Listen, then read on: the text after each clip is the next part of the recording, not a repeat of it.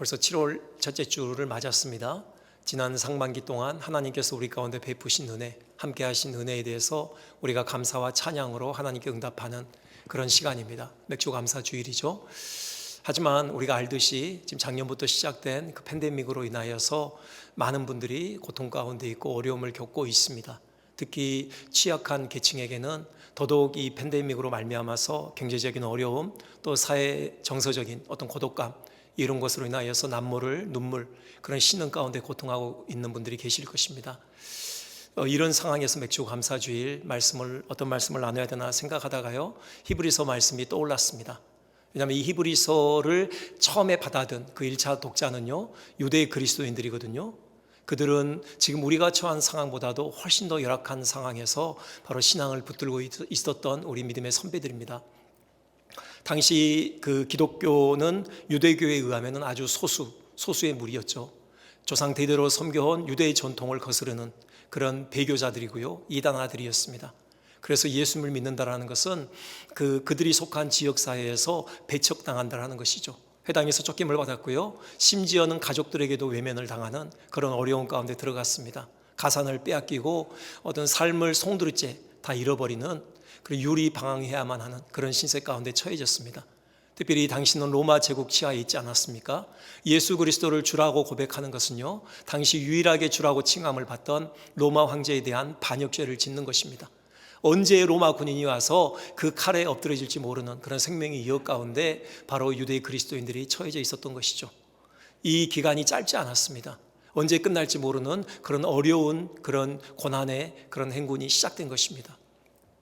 그래서 길어질수록 그리스도를 버리고 다시 유대교로 회귀하고픈 그런 강한 유혹에 끌리는 그런 또 그리스도인들도 있었던 것입니다. 그렇지 않더라도요, 그 사람들 내면에 그런 질문들이 터져 나오는 것입니다. 그렇죠. 동료들의 손가락질, 가족들의 외면, 가산을 빼앗기고 동굴에서 유리방황하고 언제 들어닥칠지 모르는 로마 군인의 칼에 엎드려질지 모르는 그런 생명의 위협 가운데 있으면서 왜 그들 10년 깊은 곳에서 질문들이 나오지 않겠습니까? 이런 질문들이 터져 나오는 것이죠. 첫째는요, 과연 우리를 둘러싸고 있는 이 위협적인 세상보다 정말 하나님께서 크신 분이신가? 조상 대대로 섬겨온 유대교보다 정말 기독교가 더 탁월한 신앙의 도리인가? 아무도 범접할 수 없는 저 로마 황제의 손에 들려있는 홀보다 예수님의 손에 들려있는 홀이 훨씬 더 권능 있는 홀인가? 이런 질문들이 그들 내면 깊은 곳으로부터 터져 나왔을 것입니다. 그렇다면, 정말 그렇다면 과연 그 하나님께서 우리 편이신가? 그 하나님께서 우리를 이 고난으로부터 지켜주시고 보호해 주시고 또 건져내 주실 그런 의향이 있으신가? 정말 하나님은 우리의 구원과 우리의 복지에 진정으로 관심을 기울이고 계시는가? 이 질문이 연이어서 터져 나오는 것입니다. 마지막 질문이 있습니다. 그렇다면 왜 여전히 우리는 이 고난 가운데 처해 있는가? 왜 여전히 세상은 우리를 위협하는 그런 강력한 세력으로 우리를 둘러싸고 있는가? 우리가 당하는 이 고난은 무슨 의미가 있단 말인가? 이런 질문들이 그들 내면 깊은 곳으로부터 터져 나왔을 것입니다. 히브리서 기자가 펜을 든 것은 이 질문에 답을 하기 위해서입니다. 답이 뭡니까? 딱 한마디로 정리하면요, 바로 예수 그리스도라는 겁니다. 예수 그리스도가 답이라는 것이죠. 그래서 그렇게 고뇌하고 있는 것입니다. 예수 그리스도를, 예수님을 깊이 생각해라. 여러분들의 시선을 예수님께 고정하십시오 라고 그렇게 지금 권면하고 있는 것입니다. 오늘 맥주 감사주일을 맞아서 우리 이 히브리서 기자의 권면에 우리도 함께 귀를 기울였으면 좋겠습니다. 왜 예수님께서 유일한 답이시고 왜 예수님 그분께 우리의 시선을 고정하는 것, 이것이 우리의 궁극적인 복인지를 한번 생각해 보는 시간을 갖고자 합니다. 먼저 생각할 것은요, 첫 번째 질문이죠. 과연 하나님께서 우리를 둘러싸고 있는 이 위협적인 세상보다 더 강하신 분이신가? 거기에 대해서 히브리서 기자가 뭐라고 답변합니까? 예수 그리스도께서 만물을 지으신 하나님이시라는 것입니다. 여러분 3절부터 보실까요? 지금 모세와 예수 그리스도를 비교하고 있습니다. 3절 제가 읽겠습니다. 그는 모세보다 더욱 영광을 받을 만한 것이 마치 집 지은 자가 그 집보다 더욱 존귀함 같으니라. 모세와 예수님을 비교하고 있는데요, 예수님 모세보다 얼마나 탁월한 분이신가를 지금 증언하고 있습니다. 여러분, 그 탁월함이 어느 정도입니까? 모세는 피조물이라는 것이죠. 하나님께 지음을 받은 피조물이고요. 예수님은요, 바로 그 모세를 지은 창조주시라는 것입니다. 곧 모세와 예수님의 차이는 창조주와 피조물의 차이라는 것이죠. 그러면서 4절에서 분명하게 밝히고 있습니다. 집마다 지은 이가 있으니 만물을 지으신 이는 하나님이시라. 바로 그 하나님이 예수 그리스도이시다라는 그런 말씀을 하고 있는 것입니다. 여러분, 예수님께서 온 우주 만물을 지으신 하나님이십니다. 단지 기존에 있던 우주를 조금 리모델링해서 새롭게 개편한 그런 분이 아니세요. 늘 말씀드리지만요, 하나님께서 이 세상을 지으시기 전에 뭐가 있었습니까? 아무것도 없었습니다. 여러분, 아무것도 없다라는 것, 이거 우리는 상상할 수가 없어요. 늘 말씀드리지만 이게 정말 중요하거든요. 우리가 겨우 상상해내는 것은 진공 상태 아닙니까? 공기도 없고 어떤 물질도 없는, 말 그대로 아무것도 없는 상태라고 상상하는 그 진공 상태요. 하지만 거기에도 이미 공간이라는 것이 존재하잖아요. 스페이스가 존재합니다. 그리고 지금 타임, 바로 시간이 지금 이렇게 흘러가고 있는 거예요. 이미 시간과 공간이 존재하고 있는 것이에요.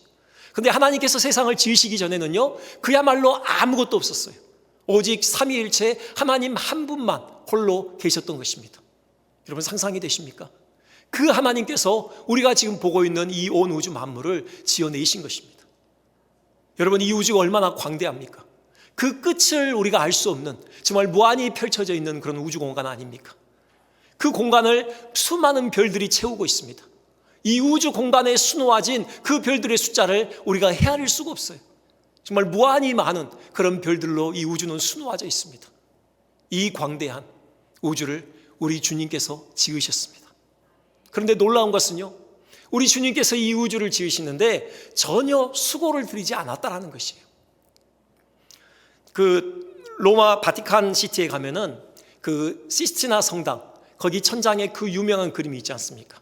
우리가 소위 천지창조라고 부르는 그 천장 벽화가 그려져 있습니다. 감사하게도 직접 제 눈으로 그 벽화를 구경할 수 있는 기회가 주어졌어요. 입이 이렇게 닫아지지 않더라고요. 정말 이 그림을 내가 내 눈으로 직접 보다니 감격 가운데 한참이나 서서 이렇게 쳐다봤습니다. 제 손을 잡고 있는 그 그림의 가치를 아직 헤아리지 못하는 어린 둘째가요, 아빠 언제 가? 아빠 빨리 가. 그 재촉 때문에 어쩔 수 없이 아쉬움을 드리워하고 그냥 그 자리를 나왔는데요. 여러분, 그 이야기 아시죠? 그 천지창조를 그린 그림의 작가가 미켈란젤로잖아요.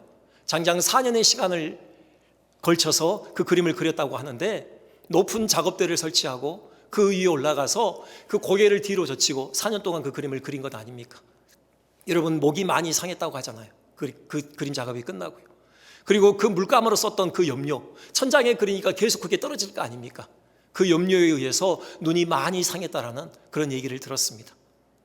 여러분, 우주를 만든 게 아니에요. 그 우주를 만드시는 과정을 그냥 천장에 그림으로 그려 넣은 것입니다. 그 과정이 너무 고돼서 그의 건강이 상했더라, 우리가 그런 이야기를 알고 있습니다. 우리 주님께서는요, 직접 그 우주를 만드셨다니까요. 아무것도 없는 데서 이 광활한 우주 공간을 펼쳐내셨고요, 거기에 너무나도 많은 그 별들로 수놓으셨던 것입니다. 그런데 전혀 수고하지 않았다라고, 수고했다라는 기록이 성경에 없어요. 그 우주를 설계하면서 머리를 그냥 쥐어 짜셨더라, 여러분, 그런 기록 없습니다.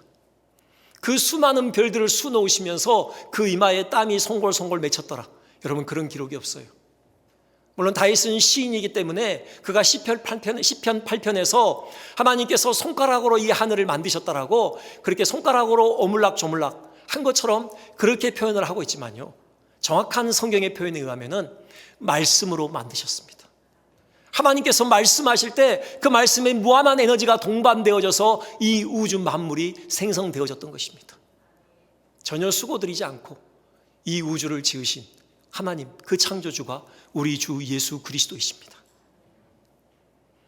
이 예수님께서 이 창조를 지으신 이후에 그냥 끝내셨습니까? 아니요. 지금도 다스리고 이 우주 만물을 붙들고 계십니다. 그것이 바로 히브리서 1장 3절의 말씀입니다. 히브리서 1장 3절 보시면요, 여러분, 그런 말씀이 있습니다. 뒤에 그의 능력의 말씀으로 만물을 붙드시며, 그분이 지금 그 능력의 말씀으로 이 만물을 붙들고 계시다라는 것입니다. 여러분, 시편 147편 4절 한번 보여주시겠습니까? 이런 말씀이 있죠. 그가 별들의 수요를 세시고 그것들을 다 이름대로 부르시는도다.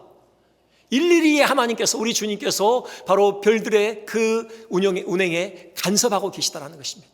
하나님께서 지금 붙드시고 계시다라는 거예요. 이 광대한 별들에게만 간섭하시는 게 아니라요, 이 자연 만물 중에 지극히 미미한 존재들의 삶에도 우리 주님께서 간섭하십니다. 그게 마태복음 10장 29절이죠. 참새 2마리가 하나 쌀원에 팔리지 않느냐. 그러나 너희 아버지께 허락하시지 아니하시면 그 하나도 땅에 떨어지지 아니하리라. 여기 하나 쌀이온요, 요즘 우리 돈으로 환산하면 5,000원쯤 한다고 합니다. 참새 2마리 5,000원에 팔리는 거죠. 이렇게 하찮은 미물도요, 그들의 생에 하나님께서 간섭하셔서 하나님께서 허락하시지 않으면 그들이 사람에게 잡혀서 시장에서 내어 팔리는 그런 신세가 되지 않는다라는 거예요. 그들의 생에도 우리 주님의 간섭하심이 있기 때문에 이 우주 만물이 지속되고 있는 것입니다. 언젠가도 말씀드렸지만 우리 주님께서 이 만물을 붙드시는 이 행위를 멈춰버리면요, 세상은 무로 돌아가요. 그 순간 무로 돌아간다고요. 행성들이 움직이다가 궤도를 이탈해서 서로 부딪히고 그래서 막 폭발이 일어나고 이렇게 해서 우주가 망가지느냐, 그런 개념이 아니라 그 순간 그냥 무로 돌아가 버린다고요. 우리 주님께서 이 우주 만물을 붙들고 계시는 겁니다. 자연 만물만이 아니라요, 인간 사회도 간섭하시잖아요. 하나님의 언약 백성인 이스라엘의 역사에만 간섭하셨던 것이 아닙니다. 다니엘서에서 분명하게 말씀하셔요. 느부갓네살 그 왕의 꿈을 통해서 보여주십니다. 바벨론 제국, 세계를 주름잡던 페르시아 제국, 헬라 제국, 로마 제국, 그 제국의 흥망성쇠가 누구의 손에 달려 있어요? 바로 우리 주님의 손에 달려 있어요.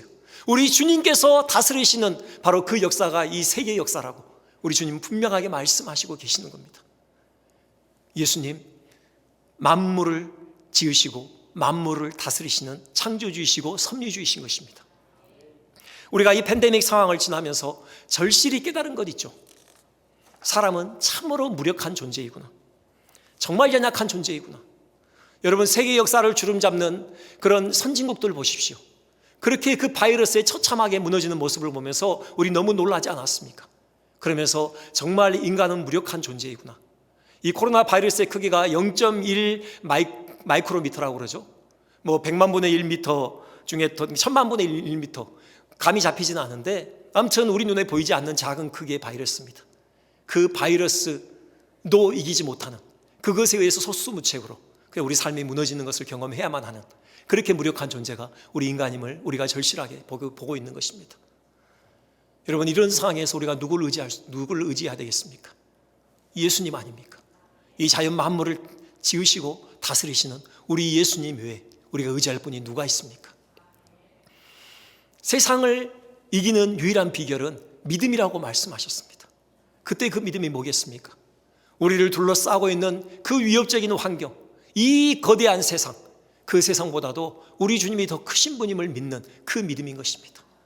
예수님께서 가장 높으신 분이고 가장 크신 분이심을 믿는 그 믿음에 세상을 이기는 비결이 어디 있겠습니까? 여러분, 마가복음 4장 35절부터 40절 보면 그런 내용이 있습니다. 우리가 잘 아는 내용인데요, 예수님께서 제자들과 함께 갈릴리 바다를 건너가시는 장면이에요. 예수님 너무 피곤하셔서 고물에서 베개를 베시고 주무시고 계셨습니다. 그런데 그만 광풍이 몰아치고 물결이 배에 부딪히면서 배로 물이 들어오기 시작합니다. 배가 거의 가라앉을 듯한 그런 위기에 처하죠. 제자들이 호들갑을 떨잖아요. 주무시고 계신 예수님을 막 흔들어 깨웁니다. 주님, 우리가 죽어가는 것을 왜 돌보지 않으십니까? 라고 막 예수님께 간청을 하죠. 예수님께서 일어나셨어요. 바람을 꾸짖으심으로 바다가 잔잔하게 되어졌습니다. 그러면서 예수님께서 제자들에게 하시는 말씀이 이거예요. 어찌하여 무서워하느냐? 너희가 어찌 이렇게도 믿음이 없느냐? 여러분, 무슨 말씀입니까? 그 배에 누가 계신다고요? 예수님이 계신다고요. 그 광풍, 그 물결을 지으시고 다스리시는 그 창조주 하나님께서 그 배에 계신다고요. 한낱 피조물인 그 광풍과 물결이 어찌 예수님이 타고 계시는 그 배를 침몰시킬 수가 있겠습니까? 어찌 예수님과 함께 그 소중한 여행길을 하고 있는 제자들의 생명을 해할 수 있겠습니까? 왜 그걸 바라보지 않느냐라는 겁니다. 왜 그 사실을 믿지 않느냐라는 겁니다. 예수님 말씀 한마디면 잔잔할 수밖에 없는 왜 피조물임을 보지 않느냐라는 것입니다. 우리를 둘러싸고 있는 이 세상이 아무리 크게 보일지라도 우리 믿음의 눈을 열어서 우리의 창조주이시고 우리의 섭리주이신 예수님, 그분을 바라봅시다. 그러므로 넉넉히 승리하며 나아가는 우리 모두 됐으면 좋겠습니다. 두 번째 질문은 그거였죠. 문제는 과연 하나님께서 우리 편이냐 하는 것입니다. 정말 하나님께서 우리의 구원에 관심을 가지고 계시고 우리의 복지에, 우리의 복락에 진정으로 관심을 기울이시냐 하는 것입니다. 정말 하나님이 우리를 돕고자 하는 그런 의향이 있으신가 하는 이 질문이죠. 이 질문에 대해서 히브리서 기자가 답변을 합니다. 그게 3장 1절이죠. 형제들아, 우리가 믿는 도리의 사도이시며 대제사장이신 예수를 깊이 생각하라. 예수님께서 우리의 사도이시며 우리의 대제사장이심을 상기시키는 겁니다. 예수님께서 우리의 사도이시고 우리의 대제사장이시다. 이것이 함의하는 바는 예수님께서 우리 편이라는 겁니다. 우리의 구원과 우리의 궁극적인 복락에 그분이 관심을 가지고 계시다라는 그 사실을 바로 역력히 드러내는 것이에요. 왜 그럴까요? 여러분, 사도라는 게 뭡니까? 사도라는 것은 하나님께 보냄을 받은 자를 의미합니다. 그런 의미에서 예수님께서는 하나님께로 보냄을 받아 우리 가운데 오신 분입니다. 사도이신 것이죠. 그런데요, 사도가 하나님께로 보냄을 받은 자라는 그런 의미를 가지고 있다면 모세도 동일하게 사도입니다. 모세도 사도이고 예수님도 사도이죠. 바로 그 문제를 다루고 있는 것이요, 지금 5절하고 6절입니다. 지금 모세의 사도직과 예수님의 사도직을 비교하고 있어요. 그러면서 모세의 사도직보다 예수님의 사도직이 훨씬 더 탁월하다, 이것을 지금 증언하고 있는데요, 모세도 충성했어요, 사도로서. 하지만 그는 종으로서 충성했어요. 모세의 사도직은 종으로서의 사도직입니다. 반면에 예수님의 사도직은요, 아들로서의 사도직이에요. 이 차이가 무슨 차이가 있냐? 한마디로 말씀드리면 율법과 복음의 차이입니다. 율법과 복음의 차이요. 요한복음 1장 17절 한번 보여주시겠습니까? 율법은 모세로 말미암아 주신 것이요, 은혜와 진리는 예수 그리스도로 말미암아 온 것이라, 이렇게 되어 있습니다. 여기 은혜와 진리를 한 단어로 압축하자면 복음이라고 할 수 있죠. 그러니까 모세가 대표한 것은 뭐냐면 율법이죠. 모세가 사도로서 충성한 것은 바로 율법에 충성했던 것입니다. 예수 그리스도가 대표하는 것은요, 은혜와 진리, 바로 복음입니다. 예수님이 사도로서 우리 가운데 행하신 일은 바로 복음 사역인 것이죠. 율법과 복음의 차이, 이 차이가 있는 거예요. 일단은 이 둘은 비슷한 면이 있습니다. 율법하고 복음은요, 그 내용은 똑같아요. 여러분, 율법의 핵심이 뭡니까? 하나님 사랑, 이웃 사랑 아닙니까?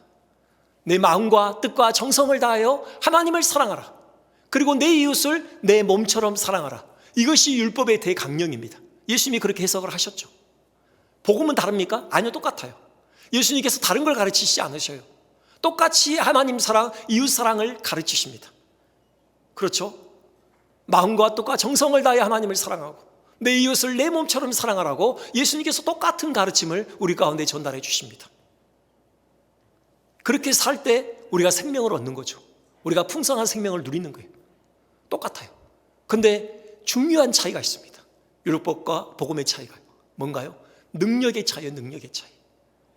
율법이 아무리 우리 귀에 100번, 1000번, 10,000번 하나님 사랑과 이웃 사랑이 우리의 삶의 궁극적인 목표이고 그것이 우리에게 진정한 생명이라고 아무리 가르쳐도, 하나님의 뜻이 무엇인지 우리 가운데 선명하게 드러내더라도 결코 율법은 우리로 하여금 그렇게 살도록 할 수 있는 힘이 없습니다. 그것이 모세의 한계예요. 모세가 사도로서 신실하게 율법을 이스라엘에게 가르쳤습니다. 하지만 거기까지가 모세의 직분이에요. 그 말씀에 순종해서 사는 것은 이스라엘에게 전적으로 맡겨졌던 것입니다. 그래서 이스라엘이 실패했던 것 아닙니까? 예수님은요, 달라요. 복음은 달라요. 단지 그 뜻을 선명하게 드러내는 것뿐만이 아니라요, 그 뜻대로 살아가도록 우리에게 능력을 공급해 주시는 겁니다. 우리를 이끄시고 우리 존재 자체를 변화시키셔서 우리로 하여금 진정으로 하나님을 사랑하고 이웃을 사랑하도록 우리를 만들어내시는 것입니다. 여기까지가 예수님의 사도직의 바로 그 직무인 것입니다. 이 차이가 있는 거예요. 여러분, 그래서 대제사장직이 나오는 겁니다. 이것을 위해서 예수님께서 대제사장으로서 십자가를 지셨던 거예요. 하나님과 우리 간에 막혀있던 그 죄의 담을 주님의 그 십자가로 다 허물어 버리신 겁니다. 그래서 더 이상 원수가 아니요, 이제 하나님과 우리가 전혀 막힌 담이 없는 화목한 관계에 이르도록 하나님께서, 우리 주님께서 은혜를 베풀어 주신 것이에요. 우리가 지난 시간에 살펴봤듯이 그리스도와 연합을 통해서 그리스도께서 십자가에 못 박아 죽으실 때 우리 옛사람도 함께 죽게 하셨던 것입니다. 죄에 사로잡혀 있던, 죄의 지배 가운데 있던 그 죄의 몸이 그리스도의 십자가와 함께 멸하여지는 그런 역사를 우리 가운데 베푸신 거예요. 더 이상 죄의 지배 가운데 있지 않아요. 그리고 우리를 다시 살리셨어요. 우리 가운데 새로운 생명을 우리 가운데 심어주신 것입니다. 성령을 보내셨어요. 그 성령으로 말미암아 예수 그리스도께서 이루신 순종이 실제로 우리의 것이 되도록 성령께서 오늘도 우리 가운데 역사하고 계신 것입니다. 이것이 바로 사도로서, 대제사장으로서 예수님께서 우리 가운데 베푸신 은혜인 것입니다. 율법이 하지 못하던 마음과 뜻과 정성을 다하여서 하나님을 사랑하는 것, 율법이 하지 못하던 이웃을 내 몸처럼 사랑하는 이 일이 부족하지만 우리 안에 시작되게 하시고 그 일이 이루어져 가도록 지금 역사하고 계신 것입니다. 예수님께서 십자가 지셨다. 여러분, 이 십자가 사건보다 더 선명하게 주님께서 우리를 사랑하신다, 주님께서 우리 편이시라는 사실을 더 선명하게 드러낼 사건이 어디에 있습니까? 예수님께서 우리를 위해서, 우리의 구원을 위해서, 우리로 하여금 그 풍성한 생명을 누리도록 하기 위해서 그분이 친히 십자가 지셨다. 여러분, 이것보다도 더 분명하게 예수님이 우리 편이시다, 예수님이 우리를 사랑하신다, 그것을 증명할 만한 사건이 어디에 있습니까? 십자가형이요, 인간이 고안해내는 사형 방법 중에 가장 극악한, 가장 잔인한 형이라고 하지 않습니까? 당시 사람들이요, 십자가형을 잘 아는 사람들이 밥을 먹다가 누가 십자가형을 얘기하잖아요. 누가 십자가에 못 박아 죽었더라, 이 얘기하면요 더 이상 밥을 못 먹는다고 합니다. 비위가 상해서 밥을 먹을 수가 없었대요. 그만큼 사람들에게 잔인한 형으로 인식되어 있었던 겁니다. 로마에서 사형을 언도받은 죄수들, 십자가형에 처해지기보다는 차라리 그 원형 경기장에서 검투사로 죽겠다, 차라리 그 원형 경기장에서 짐승에게 찢겨 죽겠다, 그것을 원했을 만큼 그렇게 십자가형은 잔인한 형이었습니다. 우리 주님께서 기꺼이 그 십자가에 달리신 것입니다. 만물을 아무런 수고 없이 지으신 그 창조주 하나님께서 인간의 몸을 입고 이 땅에 오셨을 뿐만이 아니라 나아가서 가장 처참한, 가장 잔인한 그 십자가에 그분의 몸을 내어주신 것입니다. 이것은 분명하게, 너무도 선명하게 하나님께서 우리 편이시라는 사실을 드러내고 있는 것입니다. 그래서 로마서 8장에선 이런 말씀이 있잖아요. 8장 32절이죠. 자기 아들을 아끼지 아니하시고 우리 모든 사람을 위하여 내주신 이가 어찌 그 아들과 함께 모든 것을 우리에게 주시지 아니하겠느냐.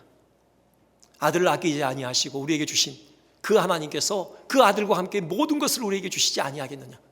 이것은 단지 우리 귀에 듣기에 좋으라고 하시는 빈 말씀이 아닙니다. 여기는 하나님의 진정이 담겨 있는 거예요. 정말 하나님께서는 우리의 복락을 위해서 모든 것을 다 주고 싶은 그 마음이 하나님께 있다라는 것입니다. 여러분, 예수님께서 대제사장직을 그의 십자가 죽음으로 마무리하신 것이 아닙니다.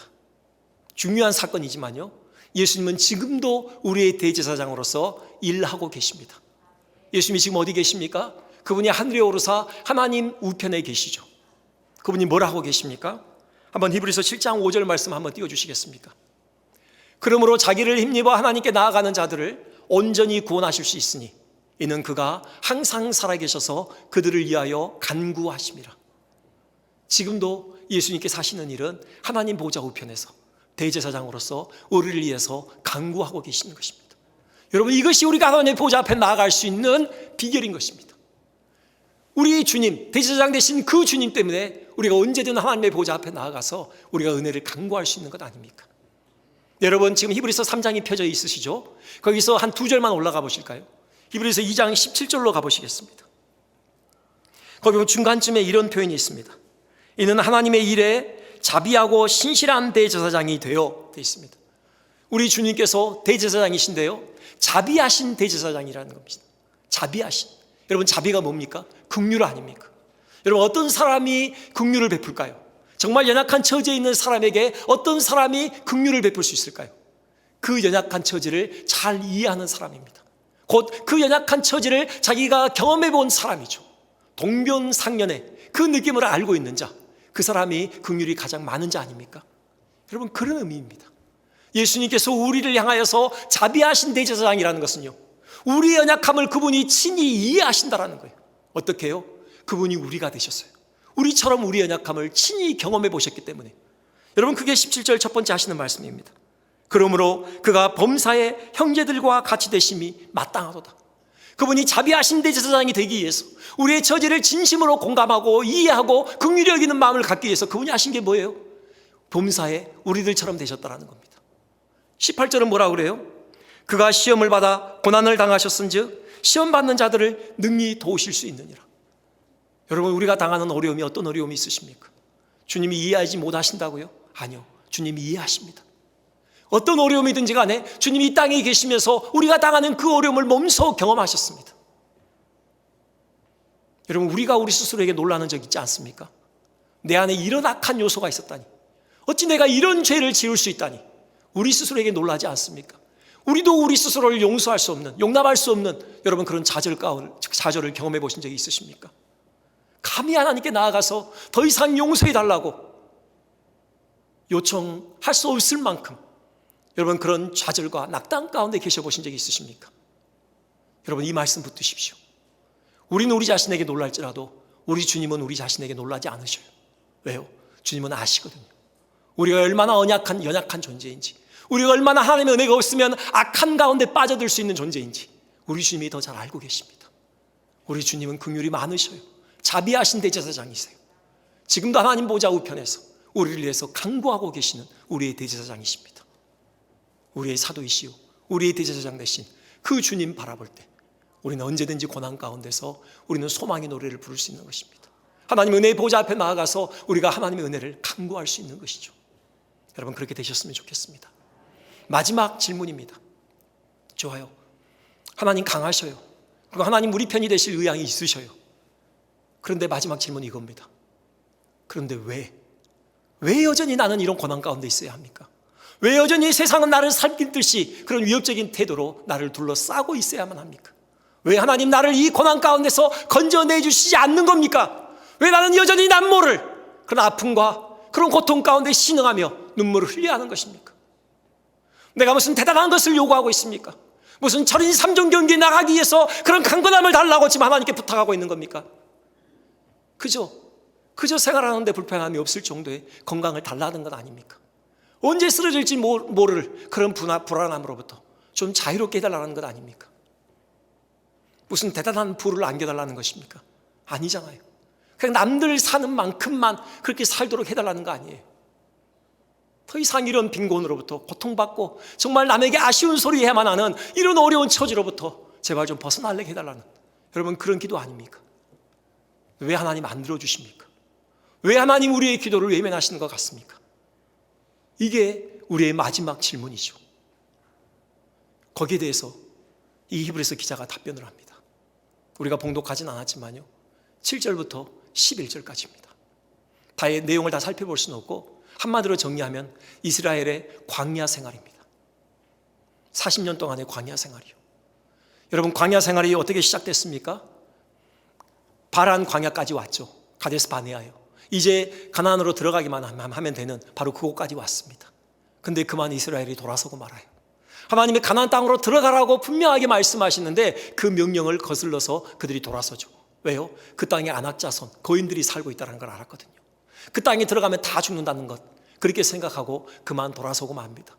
그 불순종에 대한 대가로서 바로 38년 동안 그들은 광야를 헤매야만 했습니다. 하지만요, 이스라엘의 광야 생활은 단지 자기들의 불순종에 대한 징벌적 차원만 있는 것이 아닙니다. 하나님께서 그들을 훈련하시는 훈련의 과정이기도 해요. 특별히 출애굽 2세대, 앞으로 가나안 땅에 들어가야 될 그 자녀 세대들에게는요, 그 광야 생활은 그야말로 광야 학교인 것입니다.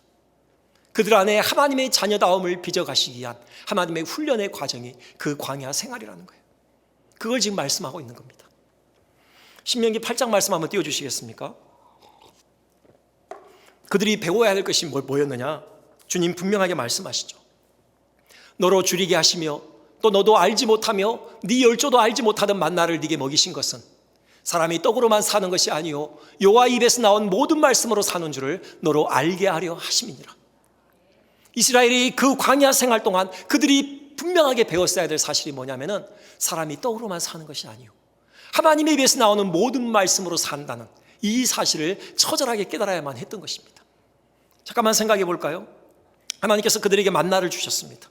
매일매일 하늘로부터 그들 가운데 만나가 공급되어졌습니다. 여러분, 광야는 아무것도 없어요. 그들은 오직 하나님의 손을 바라볼 뿐입니다. 하나님께서 공급하시는 그 손을 멈추시면 그들은 굶을 수밖에 없어요. 그 시간이 길어지면 그들은 그냥 굶어 죽을 수밖에 없는 것입니다. 그러면서 깨달았겠죠. 우리가 사는 것은 철저히 하나님의 은혜로 사는 거구나. 오직 하나님의 은혜 덕분에 우리가 살아가는구나. 이 사실을 그들은 처절하게 깨달았어야만 했던 것입니다. 그리고 생각이 더 나아가야죠. 하나님께서 매일 만나를 공급해서 그들의 생이 연명되어진다면 과연 그들의 그 삶의 목적은, 그들의 삶의 의의는 어디에 있는가 하는 것입니다. 왜 하나님께서 매일 만나를 공급해 주심으로 그들의 생을 연명시켜 주시냐, 그거죠. 왜 살아야 되는 겁니까? 그들의 삶의 풍성함이 어디 있는 겁니까? 어제 만나로 떡 한 덩이 해 먹었고 오늘은 좀 배가 고파서 만나로 떡 2덩이 해 먹었어. 그러니까 2덩이 먹었으니까 어제보다는 오늘 2배로 우리가 잘 산 것입니까? 그런 의미가 아니잖아요. 우리의 삶의 풍성함이라는 것이 우리가 먹는 그 떡의 크기에 설정되는 것이 아니라는 것, 그것을 깨달으라는 것입니다. 삶의 의의가 어디 있습니까?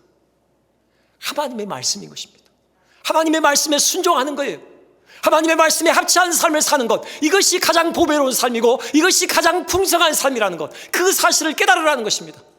단지 광야에서 먹고 죽는 생이 아니라 하나님의 말씀에 합치한 삶을 사는 것, 하나님의 자녀다운 삶을 사는 것, 이것이 가장 보배로운 삶이요, 가장 존귀한 삶이요, 이것이 진정한 삶인 것을 그들로 하여금 깨닫도록 하시기 위해서 하나님께서 그 시련을 허락하셨던 것입니다.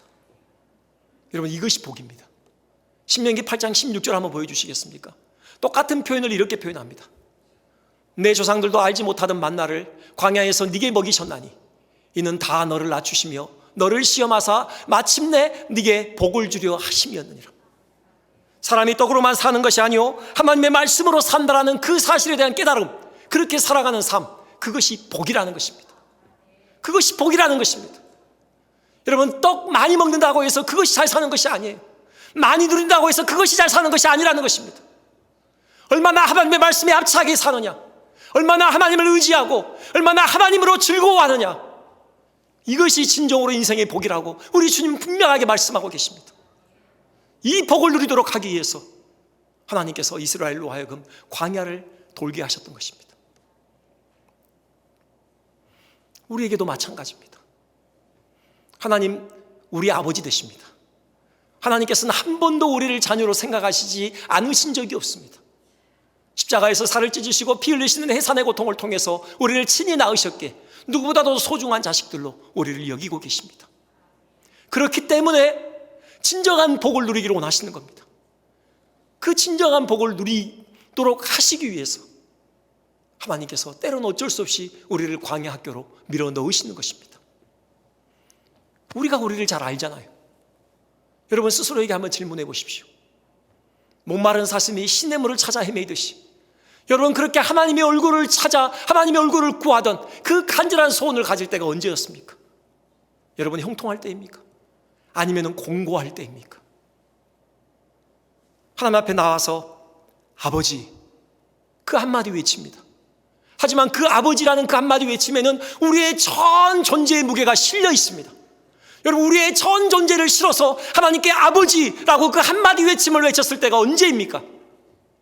우리가 형통할 때입니까? 아니면 공고할 때입니까?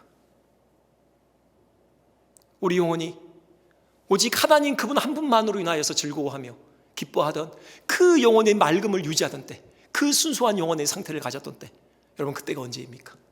우리가 형통할 때입니까? 아니면 공고할 때입니까? 우리가 스스로 답할 수 있을 것입니다. 우리보다 하나님이 우리를 더 잘 아십니다. 하나님 외에 다른 것으로 만족할 만한 것이 조금이라도 더 있으면 우리는 하나님보다 우리는 그것을 찾아 헤매는 그런 성향을 가지고 있는 자들 아닙니까? 진정한 복을 누리도록 하기 위해서 아버지이시기 때문에 어쩔 수 없이 우리를 광야 학교로 밀어 넣으시는 겁니다. 여러분, 가정교사와 부모의 차이가 있죠. 가정교사, 성실한 가정교사 열심히 지식을 전수합니다. 학생에게 열심히 가르쳐요. 하지만요, 그 가르침을 받아들이는 것은 학생 몫이죠. 학생이 공부하지 않겠다면, 학생이 자기 하고 싶은 거 하겠다면 가정교사는 포기하는 겁니다. 하지만 부모는 달라요. 부모는 포기 못합니다. 부모에게는 포기라는 것이 없어요. 자녀가 그렇게 가면은 자녀 앞에 펼쳐질 그 미래가 암담하다는 것이 분명한데, 그래 네 인생이니 네가 알아서 해라, 이렇게 할 부모가 어디 있습니까? 멱살을 잡더라도, 회초리를 내리치더라도 어떻게든지 자녀를 이끌고 오고자 하는 것이 바로 부모의 심정 아닙니까? 그 부모의 심정이 우리 하나님의 심정인 것입니다. 이 말씀만 드리고 말씀을 마치겠습니다. 한 유명한 목사님, 잘 알려진 목사님께서 당신이 목회하실 때 있었던 일 한 가지 간증을 들었습니다. 큰 교회이기 때문에 그 어려운 분들이 많은데요, 여러분 인생에 있어서 가장 어려움, 가장 고통스러운 게 뭘까요? 저는요, 자녀의 아픔이라고 생각해요. 그것도요, 자녀가 태어나면서부터 장애를 가지고 태어난 그 자녀들을 가진 부모의 심정, 참 미어질 것입니다. 그런 부모들이 있는데, 그 중에 한 젊은 애 엄마가 어느 날 목사님을 찾아와서 이렇게 고백하더래요. 목사님, 우리 아이 때문에 우리가 얼마나 많은 복을 받고 있는지를 아십니까? 그때 목사님께서 속으로 복은 무슨 복, 이런 생각이 드셨대요. 근데 이 애 엄마가 계속해서 말을 이어갑니다. 목사님, 우리 아이 때문에 우리 가정이 얼마나 화목해졌는지 몰라요. 우리 아이 때문에 우리 애 아빠가 예수님을 믿게 됐어요. 이 아이가 아니었으면 우리 애 아빠 예수님을 믿을 사람이 아니거든요. 우리 아이 때문에요, 우리가 이렇게 잘 살지만 부자로 살았던 거죠. 교만하지 않을 수 있었습니다. 이 아이 때문에 세상에서 천대받고 소외된 가난한 사람, 고통당하는 사람에 대해서 진심으로 마음을 열고 관심을 갖게 됐습니다. 이 애 때문에 하나님께서 우리 가정에 주신 복이 보통 많은 게 아닙니다. 여러분, 이런 고백하실 수 있으시겠습니까? 이 고백 누구보다도 하나님께서 가장 기뻐하시는 고백 아니겠습니까? 중요한 것은 하나님 그분을 우리의 삶에 전적으로 의지하고 오직 그분으로 기뻐하는 삶, 바로 이 삶이 가장 복된 삶이고, 바로 이 궁극적인 복을 누리도록 하기 위해서 지금도 하나님의 열심을 가지고 우리의 삶에 간섭하고 계시다는 것입니다. 우리의 눈을 들어 주님을 바라봅시다. 만물을 지으시고 다스리시는 창조주, 섭리주 우리 예수님을 바라봅시다. 우리의 사도이시며 우리의 대제사장 되시는 그 예수님 바라봅시다. 지금도 우리 안에서 자녀다움을 빚어가시기 위해서 예를 쓰시고 계시는 우리 주님 바라봅시다. 우리 안에서 그 하나님의 형상이 온전히 빛나는 그 순간까지 우리 한 번도 예수님에게서 우리 시선을 놓치지 맙시다. 기도하겠습니다.